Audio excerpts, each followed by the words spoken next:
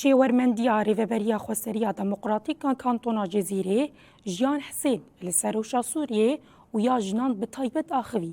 Jiyan Hesên balkişan ser giranbûna zehmetiyên jinên Sûriyê û got rewşahiyî nel gorî armancên gelê Sûriye fedekariya jinan e.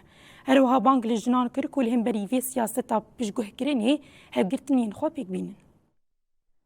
Salek piştî ketina rejîma Baes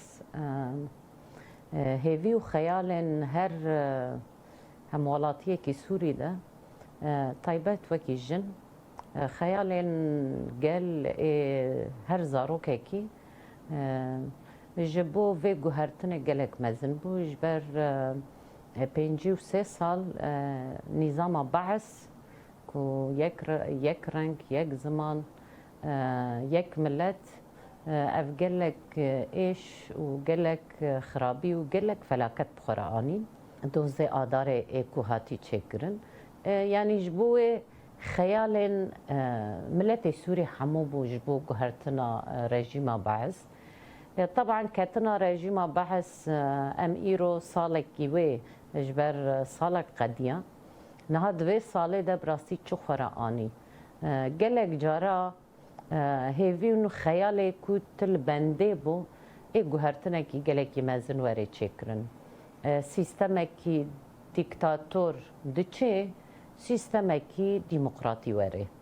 Niha her kes li benda vê bû ji ber şoreşekî hat destpêkirin.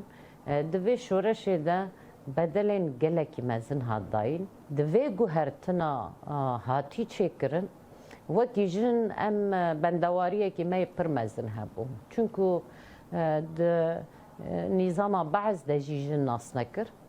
Niha em li bendê bûn ku di vê guhertinê de jin ciyekî hîn baştir bigire, hîn ciyekî mestir bigire ji ber şoreşekî jin dest pê kir. Em navê şoreşê şoreşa jin e ê ku herî çalak û aktiv ciyê xwe tê de girt jin e. Ê ku ev guhertina civakî da çêkirin jin bû. Ji bo wê em her kes li benda tiştekî wisa bû. Gelekî li ser hat temsandin ew azadî ew maf bi rastî jî dema Baes de jî nehat dayîn.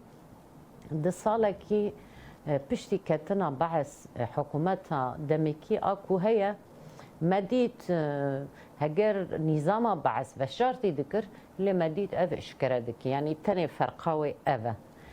Ferqekî din heye nav hat guhertin ew nîzama Baes bû ev hikûmeta întîqalî a ku zaten demekî ye.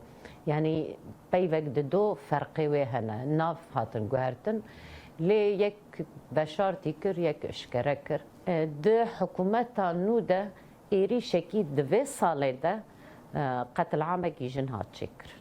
Yani ne mesele şexse qetilhamekî bi bername bi muxetat li ser jin hate çêkirin. Yani ya tê wekî me bê tê kole bê wekî pê 5000 sal berê ya jî ez jinekî xwe bizane xwe dîrê xistin xwe biparêzê xwe îrade bê xwe rengê xwe derxê ortê ez jinekî wisa nas nakim. Erka herî mezin dikeve ser jin. Di sala pêşiya me de jî ku hîn bêtir jin bikaribe xwe birê xistin bike. Li ku derê dibe berabe jin gerek xwe perwerde bike. Jin gerek xwe rêxistin bike. Jin gerek hêza wê ya parastinê hebe. Ev tiştekî xwezayî ye kes nikare xwezayî jî tu xwe diparêzê û tu gerek hevgirtina jina hebe. Yani ev sîstem jina parçe dike. Lê birê xistin kirin û bi perwerdê û hêza parastinê jinê komî serhev bin. Jinê xwe kom bikin. Îradekî yê jin derkeve. Hêzekî jin derkeve.